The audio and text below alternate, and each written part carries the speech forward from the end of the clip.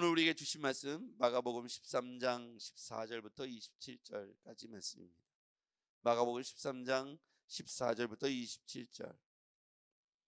멸망에 가증한 것이 서지 못할 것에 선 것을 보거든 읽는 자는 깨달을진저 그때 유대에 있는 자들은 산으로 도망할지어다.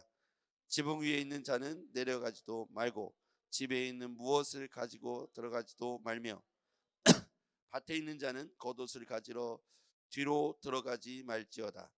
그날에는 아이 벤 자들과 젖 먹이는 자들에게 화가 있으리로다.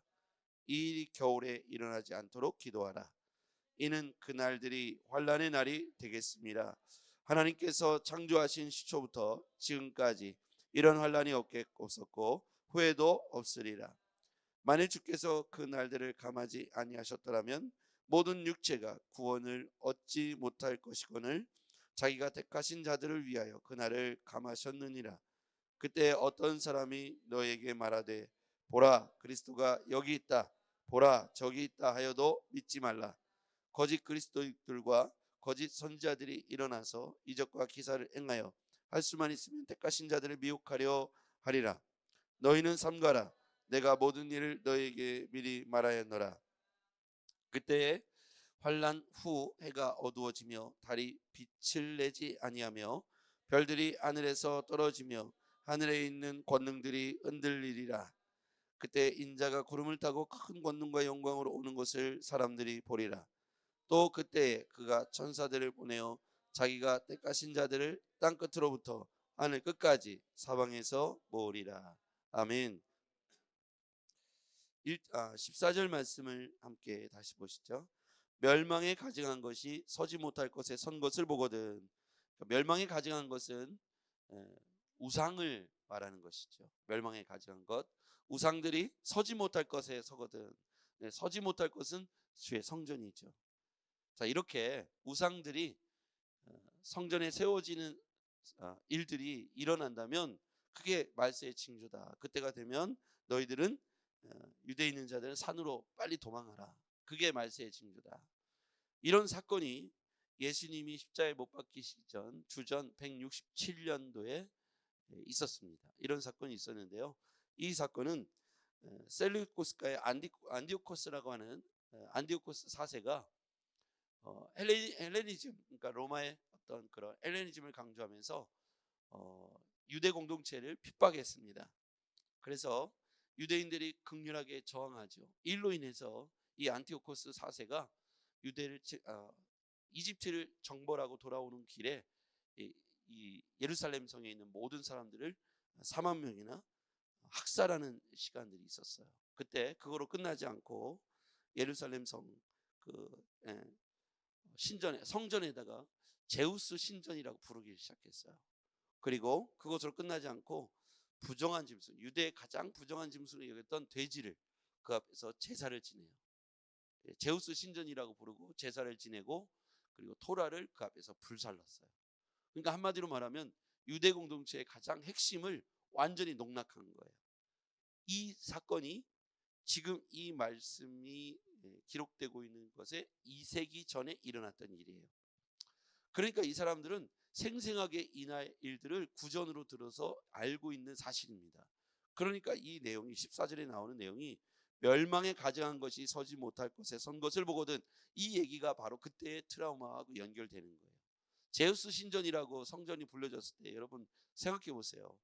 자신들이 그리스의 그 신화에 나오는 신전이라고 이렇게 일컬어졌을 때 이스라엘이 자기들의 정말 마음의 고향이고 영적 고향인 성전을 향해서 이렇게 칭하고 이런 평가를 하고 거기서 돼지를 잡고 피를 내고, 그러니까 이 이스라엘 사람들은 견딜 수가 없었던 것이죠. 이 사건이 있었기 때문에 이것이 다시 반복된다.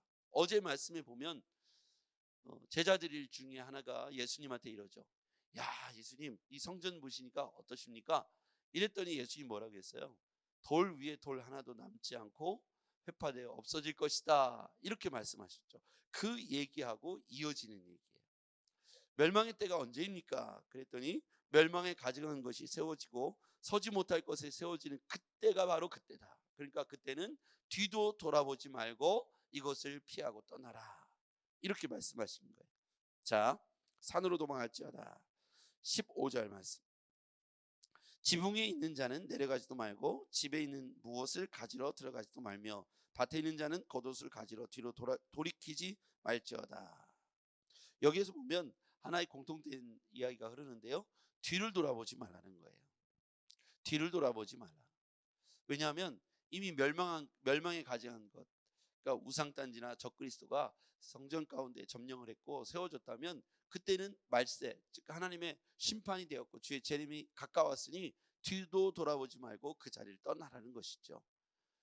뒤도 돌아보지 말라. 어떤 것에도 마음을 두지 말고 얼른 끊고 그 자리를 떠나야 한다라고 말씀하고 있습니다. 이 일이 겨울에 일어나지 않도록 기도해라. 이렇게 하나님께서 그들 가운데 뒤를 돌아보지 말고 그 자리를 떠나라고 말씀하셨어요. 이후에는 전무후무한 심판이 있을 것이다. 19절 말씀 같이 한번 읽어보자. 시작. 이는 그 날들이 환난의 날이 되겠습니다. 하나님께서 창조하신 시초부터 지금까지 이런 환난이 없었고 후에도 없으리라. 이런 환난이라면 하나님께서 말세에 재림의 때에 이 땅에 심판을 말씀하신 것을 의미하시죠. 그래서 이런 일이 심판의 때가 일어날 텐데 그때 여러 징조들 중에 이런 일이 있을 것이라는 것이죠. 자, 21절 시작. 그때 어떤 사람이 너에게 말하되 보라 그리스도가 여기 있다, 보라 저기 있다 하여도 믿지 말라. 거짓 그리스도들과 거짓 선지자들이 일어나서 이적과 기사를 행하여 할 수만 있으면 택하신 자들을 미혹하리라. 자, 이제 적 그리스도인이 나타나서 여기저기서 능력과 기사를 행하면서 할 수만 있으면 하나님이 택한 자들을 이 거짓 그리스도들이 나타나서 미혹하게 될 것이다. 여러분, 이 미혹이 넘어가지 않으려면 우리는 어떻게 됩니까? 말세지말에 분명하게 이렇게 세상에서 여러 능력이 나타나고 기적과 표적이 나타나면 사람들이 그리스도가 나타났다 이러면서 쏠리게 될 텐데, 그렇게 쏠리지 않고 분별력을 가지려면 어떻게 해야 되는가? 우리가 마지막까지 진리의 편에 서 있어야 합니다. 우리가 복음을 기준으로 삼아서 분별력을 익혀야 합니다. 우리가 우리의 기준으로 분별하면 이 기적과 표적을 보면 홀딱 넘어가게 돼 있다는 거예요. 그럴싸한 이야기로 포장하기 때문에 분별력이 없으면 기준이 없으면 분별력을 잃게 되고요, 미혹되게 될 수밖에 없는 것이죠. 우린 참 신기하지 않습니까? 하나님의 교회나 신천지에 사람들이 그렇게 많이 토요일날 가보면 그 하나님의 교회가 곳곳에 있지 않습니까? 그런데 토요일날 가보면 멀쩡하게 생긴 사람들이 거기를 이렇게 들고 날고 하는 걸 보면 이해가 되지 않잖아요. 어떻게 사람들이 저기에 저렇게 미혹돼 가지고 저 자리에 있을까? 가보면은 장길자 또 거기 찬송가도 이렇게 보면 장길자를 찬양하는 게 나와요. 마치 우리가 그 북한 공산당이 이렇게 김정은을 찬양하고 김일성을 찬양하는 가사들을 이렇게 보면 콧방귀를 끼지 않습니까? 아니 어떻게 저런 노래를 부를 수 있지? 그런 것처럼 장길자를 찬양하는 노래를, 이 찬송가를 개사해 가지고 그렇게 부르고 기도도 장길자 이름으로 기도합니다로 끝나는데 우리가 생각할 때는 이해가 되지 않잖아요. 어떻게 사람들이 저렇게 할 수가 있지? 저거에 넘어갈 수가 있지 한데, 이게 기준이 없고 진리가 없으면, 복음이 없으면 분별력을 잃게 되고 그것이 옳은지 그른지의 판단의 기준이 없는 거예요. 눈에 보이는 걸 쫓아가고 계속 듣다 보면 세뇌가 되는 거죠. 그렇지 않습니까? 사람들이 참 무서운 거예요. 처음에는 콧방귀도 안 끼다가 듣다 보면 기준이 없는 사람은 그게 맞다라는 생각이 들기 시작하고 설득력을 갖기 시작하죠. 그래서 세뇌가 무섭고 한 번, 두 번, 세 번, 네 번, 다섯 번 반복되는 이 어떤 교육이나 어떤 세뇌 교육을 통해서 그들이 미혹되고 넘어가게 되는 것이죠. 말세지 말에 택하신 자들을 미혹할 수 있다. 그러므로 우리가 진리의 분별력을 가지고 진리로 복음의 근거로 흔들리지 않도록 분별력을 가져야 합니다. 오늘 이 본문에서 나타나는 핵심 키워드는 멸망에 가증한 것이 나타나거든. 그 다음에 환난의 때가 임박했다.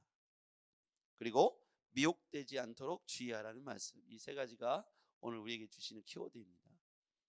여러분, 지금 이 순간에도 전 세계에는 이런 거짓 그리스도인들, 거짓 그리스도가 곳곳에, 세계 곳곳에 세워지면서 지금도 수십만의 사람들이, 우리나라에도 수십만이죠, 수십만의 사람들이 이 거짓 그리스도에 속아가지고 그것을 위하여 자신의 전 생애를 바치고 재산을 바치고 이렇게 당하는 걸 보면서 얼마나 불쌍합니까? 최근에 이런 신천지나 하나님의 교회나 그거 말고도 이재록이나 또는 그거 말고도 또 계속 그 법적 심판을 받고 있는 그런 또 이단 교주들이 많죠. 만민중앙교회나 이런 일들의 사태를 보면 과거에도 1990년대 초반에 다미 선교를 통해서 종말이 가까이 왔다 해서 사람들이 한 곳에 모여서 주의 재림을 기다리고 있었던 사건들도 있었습니다. 이런 일들이 우리 1900년대 또 2000년대에 들어서도 끊이지 않고 계속해서 전국 곳곳에서 일어나고 있죠. 이런 일들을 볼 때 우리가 진리의 분별력을 갖는다는 것은 대단히 중요합니다. 기적과 표적에 눈에 보이는 것을 따라가지 마시고 하나님 말씀에 근거해서 이것이 미혹인지 아니면 참된 하나님의 역사인지 우리가 분별해야 될 줄 믿습니다. 하나님 말씀에 비추어 보면 무언가 잘못된 티가 난다면 그거는 분명히 이단이 되는 것이고 따라가서는 안 되는 것이죠. 우리만 분별할 게 아니라 여러분이 잘 진리를 분별해서 여러분의 주변에 있는 사람들이 미혹되지 않도록, 분명히 한 달이 건너고 한 달이 건너면 여러분 주변에도 이렇게 미혹당한 사람들이 분명히 있을 겁니다. 처음부터 그들이 범죄한 게 아니에요. 처음에는 진리 안에 있다가 한 사람이 잘못된 길을 가면서 그를 추종했던 많은 사람들과 함께 잘못된 길에 서 있고, 대부분은 그 사람이 그 중심에 서서 거의 교주가 돼 있고 교주에 준하는 예수님의 역할을 하는 그런 사람들을 만들어 놓고 그렇게 섬기고 있죠. 그래서 우리는 우리 안에서 분명하게 하나님 말씀 안에서 우리가 매일매일 묵상하고 말씀대로 우리의 삶을 돌이켜 보지 않으면 우리도 또한 미혹될 수 있다는 거죠. 여러분이 오늘 만나는 어떤 사람들 중에 그렇게 미혹에 넘어가서 그런 신앙을 갖고 있는 사람이 여러분 주변에 말을 하지 않아도 반경 10m 안에 여러분이 만날 수 있어요. 그만큼 우리는 잘못된 미혹의 세계에 우리가 살고 있습니다. 여러분 한 달이 건너면 그렇게 미혹된 사람들이 여러분 주변에 있다는 거예요. 그래서 언제든지 여러분과 제 자신이 그런 데 노출될 수 있으니까 분별력을 확고히 갖는 것이 너무나도 중요합니다. 기도하겠습니다. 전능하신 아버지 하나님, 오늘 우리가 말세지 말에 나타난 여러 현상들을 보면서 미혹되지 않도록 우리가 진리편에서 분별력을 갖도록 우리가 성경 안에 말씀 안에 살아가는 우리가 되게 하여 주옵소서. 말씀의 분별력을 가지고 당시의 서기관 바리새인과 같이 책망받는 외식하는 자리 되지 않게 하시며 말씀의 분별력을 가질 뿐만 아니라 그것을 우리의 삶에 실천하기 위하여 몸부림치는 우리 모두가 되게 하옵소서. 예수님의 이름으로 기도했습니다. 아멘.